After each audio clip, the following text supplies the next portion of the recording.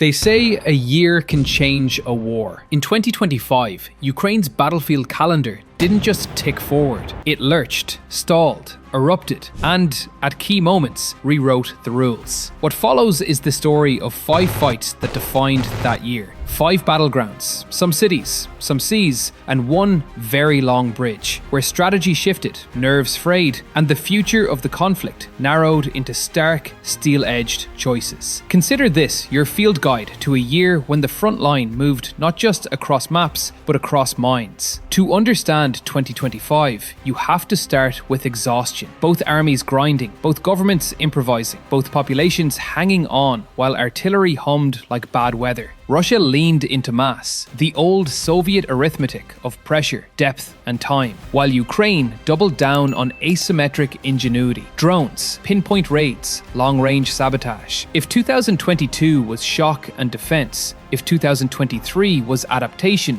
and 2024 was attrition, then 2025 was the year of leverage. Small breakthrough attempts, surgical strikes with political resonance, and local victories that carried outsized logistical consequences. And yes, a bridge went boom again. The first of our 5 is a city that became a metronome for the entire Eastern Front, Chasiv Yar. Perched on high ground west of Bakhmut, it's not just a settlement, it's a staircase to Kramatorsk and Sloviansk, the twin urban anchors Ukraine can't afford to lose. For 16 brutal months, Russian assault groups gnawed at canals, factories, and apartment blocks, while Ukrainian brigades counterpunched from the ridges and tree lines. On July 31st, Moscow announced Chasiv Yar had fallen. Kyiv denied it. Reuters verified flag-raising footage and devastation. Analysts split hairs over what taken meant in a town reduced to rubble. But even that ambiguity was the story. A victory, claimed, contested, and still consequential. The pressure it created rippled south toward Kostiantinovka and west along the logistics web feeding the Donbas defense. In war, possession is 9/10 of momentum. Chasiv Yar gave Russia a claim to both. What did it change? First, it turned the Donbas fight into a new geometry. Holding that height risks nothing less than the gate to the industrial heartland. Losing it exposes road and rail that set the tempo for Ukraine's rotations and resupply.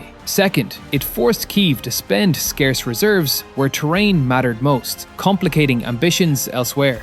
Third, it signaled to friends and fence-sitters that Russia still had the patience for grinding urban campaigns, no matter the butcher's bill. That signal traveled as far as Berlin and Washington. Sometimes a battered city speaks louder than any press conference. Now, travel a few dozen kilometers southwest, and you arrive in the second decisive fight, Toretsk. If Chasiv Yar was the anvil, Toretsk was the hammer, the next stepping stone in Russia's methodical push. Through the first weeks of 2025, Russian sources trumpeted the town's capture. Kyiv pushed back. Street by street fighting continued, while geolocated snippets showed creeping control. By early August, open source analysts and multiple outlets converged on the same conclusion. After more than a year of urban combat, Russia had finally taken it, the largest city seized since Bakhmut. That wasn't just a headline, it was a corridor. Control around Toretsk altered the frontage facing Kostiantinovka and pressed Ukraine to reconfigure lines anchored on smaller, less defensible settlements. It was a reinforcement of the Russian thesis. If you can't maneuver decisively, you suffocate methodically.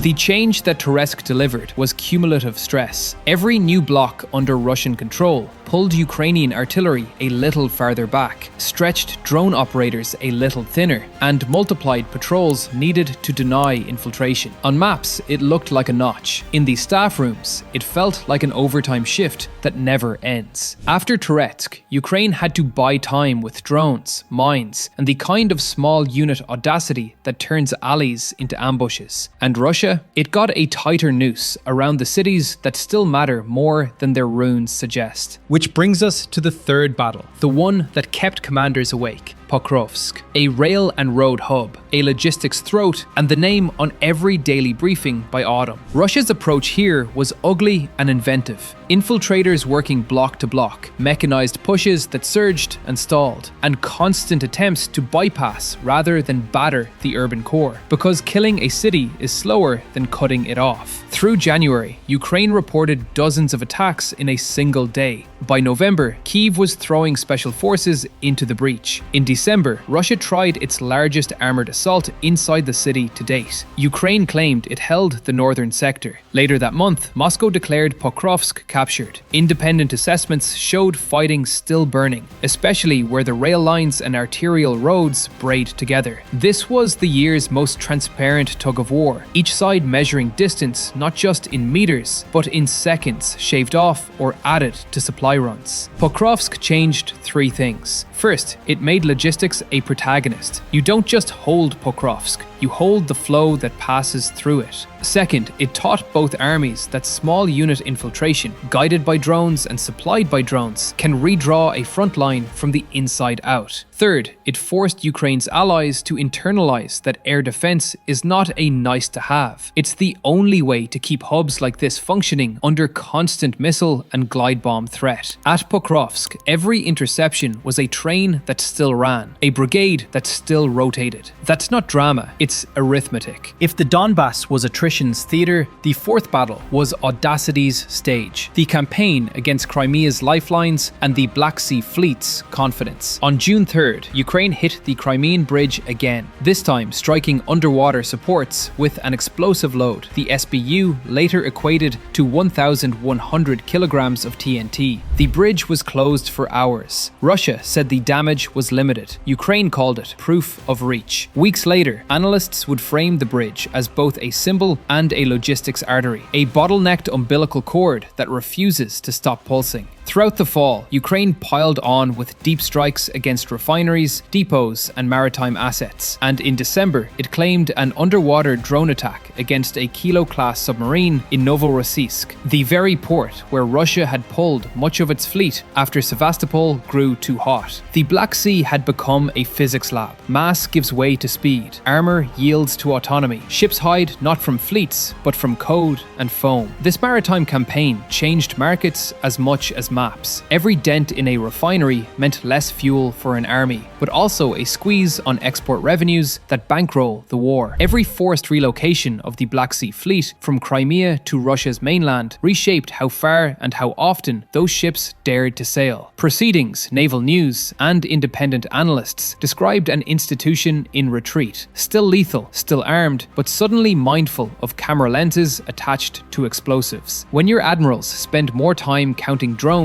than plotting patrols, you've lost more than steel. You've lost initiative. And initiative is how wars are decided when front lines refuse to break. Finally, the year's fifth defining fight didn't sit neatly on Ukraine's soil at all. It crept across the border in the summer, the Kursk front, part offensive, part raid, part psychological operation. Kyiv acknowledged operations in Russia's Kursk region, while Moscow claimed to repel them. The facts in the fog were smaller than the message they carried. For months, Russia had enjoyed the political safety of fighting over there. Suddenly, air raid sirens, cratered runways, and drone-harried oil facilities said otherwise. Ukraine's bid was simple: stretch Russian air defense, stress railheads, and force redeployments that might ease pressure in Donbas towns whose names change daily but whose fate is shared. Whether those cross-border moves netted territory matters less than the distraction tax they imposed. The Kremlin had to defend depth. That's a resource burn nobody budgets for. Kursk changed time, and time is the war's rarest commodity. Each night, Russian interceptors chased drones south of Moscow, and on some nights, fewer sorties flew against Ukrainian power plants. Each platoon guarding a depot in Belgorod was a platoon not advancing near Pokrovsk. By 2025's end, Russia boasted of square kilometers gained. Independent assessments quietly carefully trimmed those numbers. In a grinding war, even modest misallocations add up. Ukraine didn't need the Kursk gambit to topple a front. It needed it to bend a schedule. And in staff work, a bent schedule is a lifeline. Thread these 5 battles together and you see a contest of handholds. Chasiv Yar and Toretsk gave Russia new grips on the Donbas ledge. Pokrovsk was the elbow Ukraine kept trying to twist away. Crimea and the Black Sea showed how far a nation without a navy can still move ships on a map. And Kursk forced the attacker to finally look over its shoulder. None of them ended the war. All of them constrained their next moves. But 2025 wasn't just about where shells landed. It was also about what stayed lit. Across winter's opening months, Russia hurled waves of missiles and drones at Ukraine's energy infrastructure, shocking grids and plunging neighborhoods into blackouts, while temperatures slid below freezing. Kyiv's answer was doctrine as much as iron, dispersal, redundancy, and an air defense quilt stitched together from Patriots, IRISTs, and everything in between. The tactic was strategic terror. The response was procedural resilience. And still, the toll was real. Fatalities, outages, and a slowing of industry that made every 155mm shell a bigger budget line. The energy war didn't draw arrows on a map, but it drew down batteries, morale, and time. In its own way, it was the 6th battle, haunting all the others. So what did 2025 teach the generals? First, that urban high ground remains the coin of the realm. The armies that master canal lines, factory blocks, and ridges decide whose drones fly and whose trucks arrive.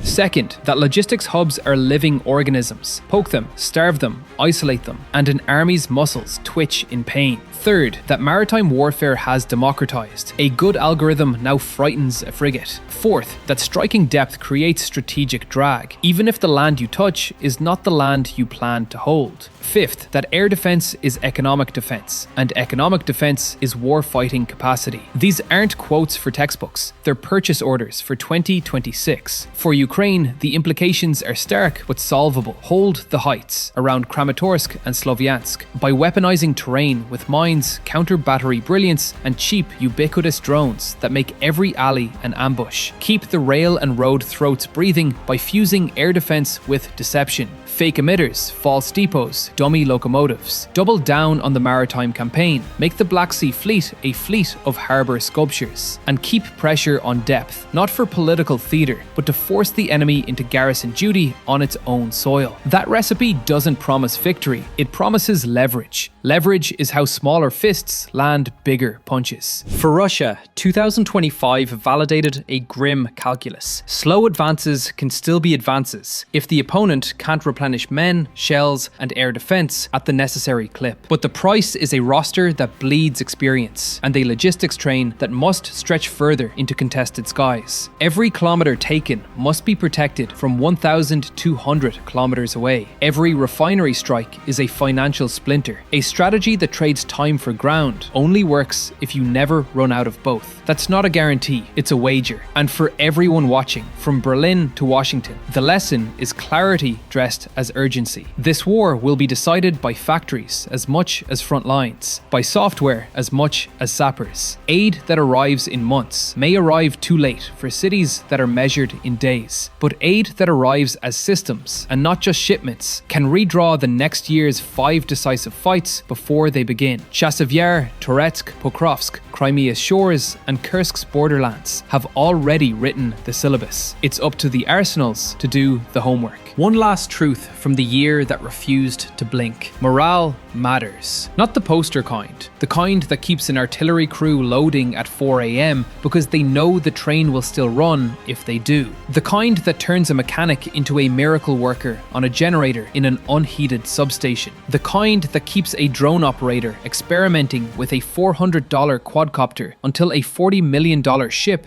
decides it loves dry dock more than daylight. In 2025, Ukraine's morale didn't break, and Russia's didn't either. That's why these 5 battles changed the war without ending it. The next chapter is still unwritten. The pen, as ever, is a mix of courage, chips, and shells. So, 5 fights, 5 shifts. A height is taken and contested. A town ground down and finally swallowed. A hub that became a heartbeat. A bridge that keeps discovering new ways to be mortal. A border that stopped being a sanctuary. If you're looking for the through line, it's simple. In 2025, Ukraine proved that even in a war of inches, you can still move the center of gravity by miles if you choose the right inch and the right day to hold it. And yes, somewhere in a staff bunker, a commander is still staring at a map of Pokrovsk, waiting for a logistics update. Somewhere on a pier in Novorossiysk, a sailor is listening harder than ever for the hum of something small beneath the water. Somewhere west of Chasiv Yar, a Ukrainian sergeant is explaining for the 50th time this month why a ridge matters. In their hands, 2026 is already taking shape. In ours, the only question worth asking is the oldest one in strategy. What did we learn?